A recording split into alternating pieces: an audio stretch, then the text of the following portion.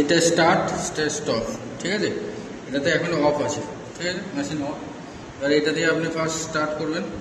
এখানে দেখবেন কুল লেখা আছে, সবসময় এই কুলেতেই থাকবে। যদি না থাকে, বাই চান্স মোডটা চেঞ্জ হয়ে যায়, এরকম ড্রাই থাকে, তাহলে কিন্তু মেশিন ঠান্ডা হবে না। এটা বর্ষাকালে চালানোর জন্য, স্যাঁতস্যাঁতে ভাবটা কমানোর জন্য ড্রাই এটা চালানো হবে। এরপরে ফ্যান, শুধু এই যে মোড সুইচ। এরপর ফ্যান চালাবেন, শুধু ফ্যানটা চলবে ইনডোরে, ঠান্ডা হবে না, এই যে ফ্যান লেখা আছে। এরপর আবার মোডটা টিপবেন অটো।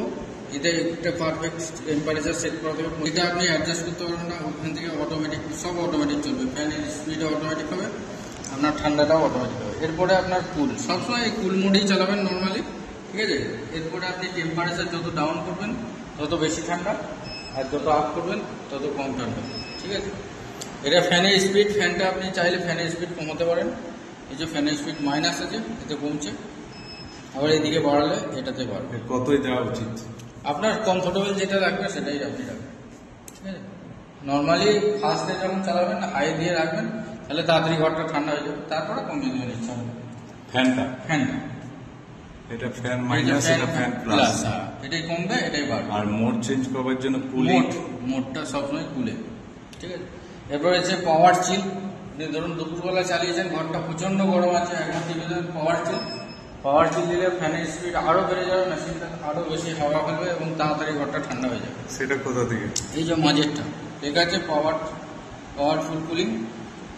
আর যদি পাওয়ারফুল কুলিং অফ, ঘর ঠান্ডা হয়ে গেলে আবার আপনি নর্মাল মোডে করে দেবেন, আর একবার টিপবেন, আবার ক্যান্সেল হয়ে যাবে। এরপর আছে সুইং। এই যে আপনি হাওয়াটা দেখুন এই সোজা ফেলছে, ঠিক আছে। আপনি ওটাকে অ্যাডজাস্ট করার জন্য এটা একবার টিপবেন, এখানে দেখুন একটা সিম্বল উঠবে, এই যে সুইং এর সিম্বল এসছে। এটা মানে পুরোটা ওঠানামা করছে এখন, ঠিক আছে। দেখুন হাওয়াটা গোটা ঘরটাই ওঠানামা করছে।